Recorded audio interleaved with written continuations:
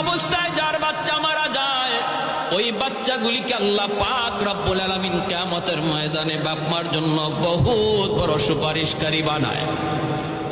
বাচ্চাগুলি আল্লাহর কাছে ডাক দেয়া কয়, মালিক, ও মালিক, তুমি আমারে দুনিয়াতে পাঠাইছো, পাঠানোর সময় আমার মা কত কষ্ট করছে, জান বের হয়ে যায় অবস্থা। এরপরে আমি দুনিয়াতে আসলাম, এত কষ্ট আমি মাকে দিলাম, কিন্তু মার কোনো খেদমত আমি করতে পারলাম না, আমার মা ঋণ আমি শোধ করতে পারলাম না।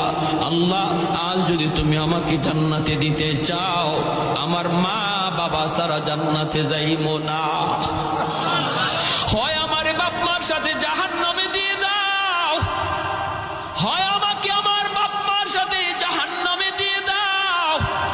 রব্বুল আলামিন তখন বলে, বান্দারে, আমি আল্লাহর আদত হচ্ছে জাহান্নামীকে জান্নাতে দেওয়া, কিন্তু